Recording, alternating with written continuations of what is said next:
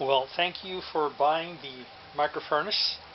My name is Alftech, and this is an introduction into your microfurnace. Uh, I developed a small microfurnace because I got tired of seeing people having to spend $200 and $300 to get a small, affordable furnace.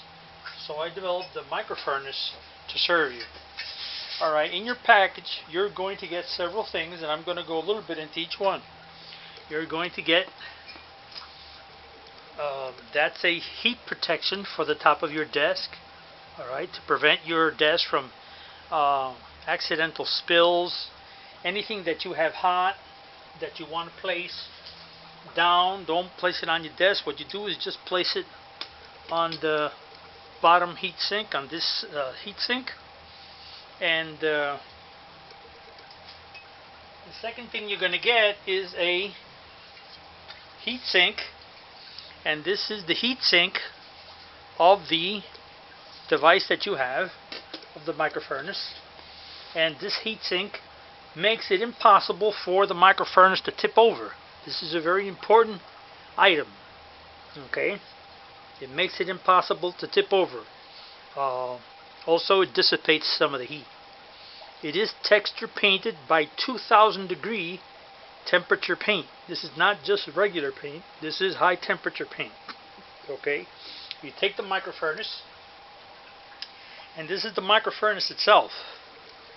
Okay, the microfurnace will allow you to heat things up to past 2000 to 3000 degrees.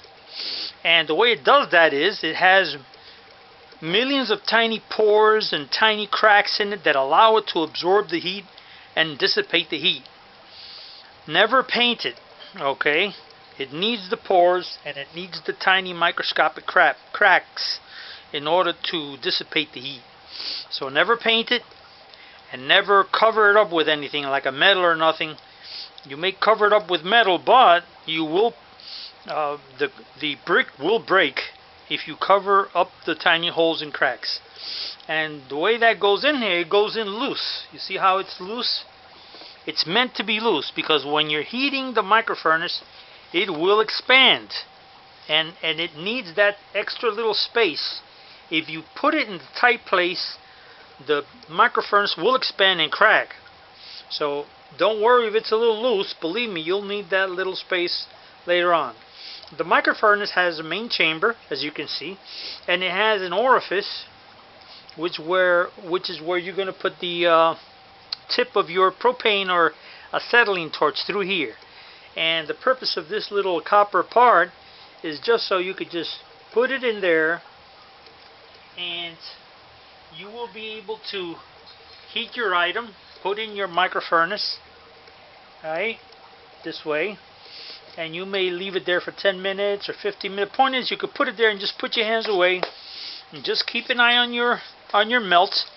Make sure nothing happens, but that copper part permits you to place your item down instead of holding it 15-20 minutes. Believe me, this is not heavy, but after you hold it for 15 to 20 minutes, you're going to appreciate that small copper ring.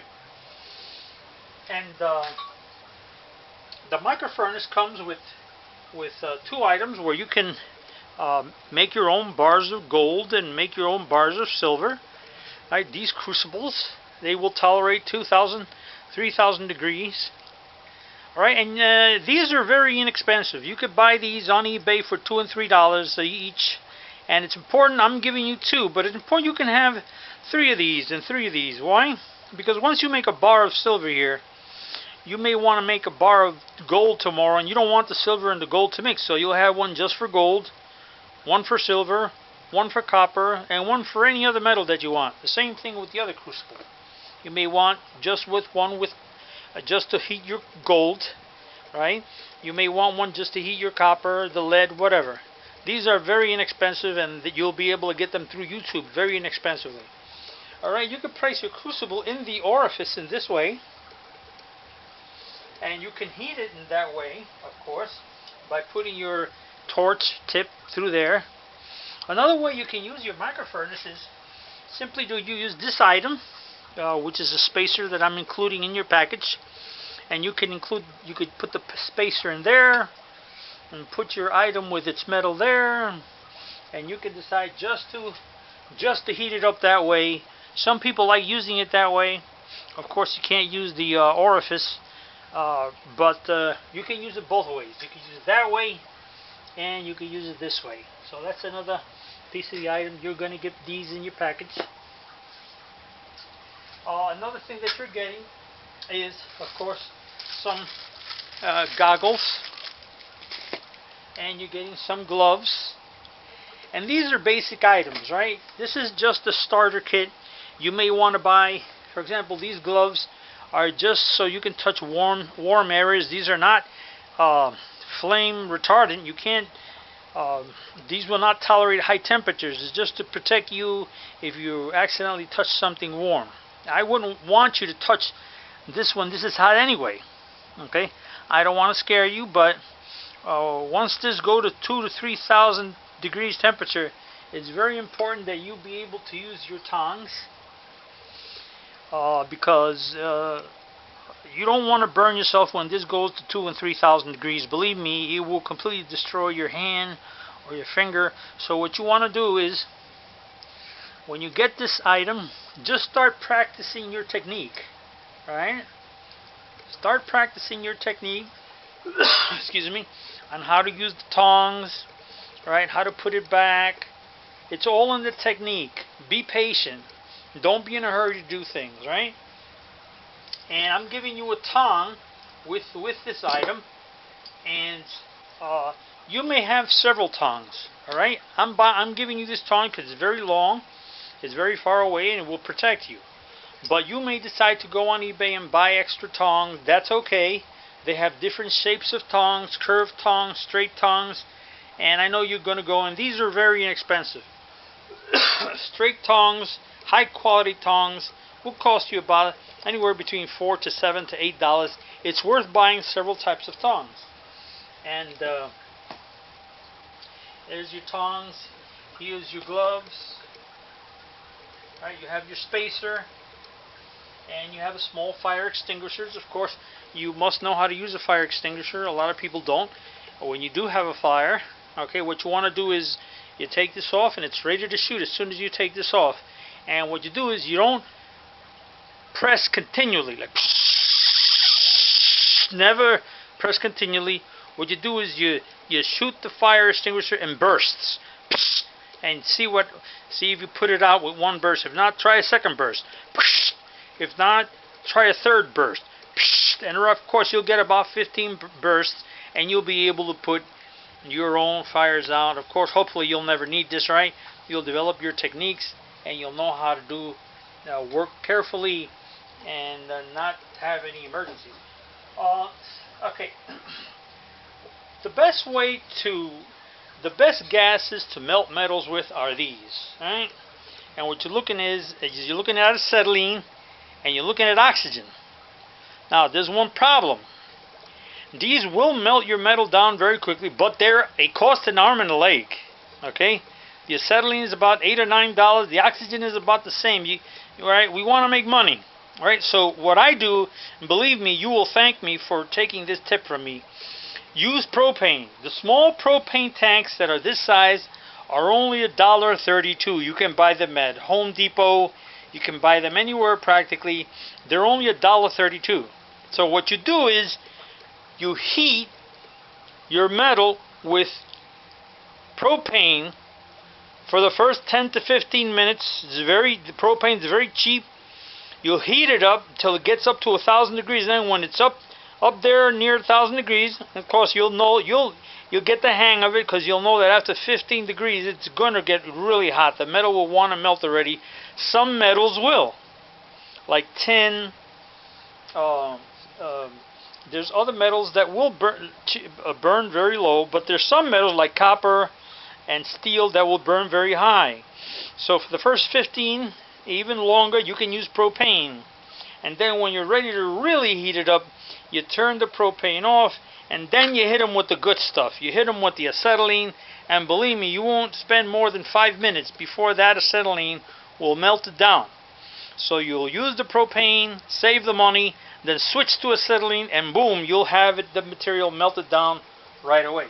Of course, if you if you make a good investment, you might as well go wholesale and get yourself a good system of a good heating system, so you can make this worthwhile. And I have friends of mine who started this business, and every month they melt about $100 worth of copper. The moment it melts, you can take it right in. Of course, you have to make it into a shape, because metal places that accept cheap metals, they won't accept you if you bring in copper bullion. However, if you melt the copper into the form of a head, some sort of an artistic, and then you go in, they will give you twice the money that you invested. Okay. Now, of course, as you know, it's illegal to melt American copper pennies. However, if you melt copper pennies from South Africa or wherever, that's and you will get, for every penny that you melt, you will get 2 pennies and 50 cents back. So, as a matter of fact, there's a lot of people saving up copper pennies to melt them down as soon as it becomes legal. And there's friends of mine. I do have some people who do melt American pennies down, and they make a lot of money. I don't suggest it. It is against the law. However, nobody knows that they're doing it, so they're getting away with it. So, that's up to you. When you buy this furnace, the main thing is develop your technique. Take your time. Start heating it up. Learn how to use your tongs. If you want other pairs of tongs, go ahead, get another pair.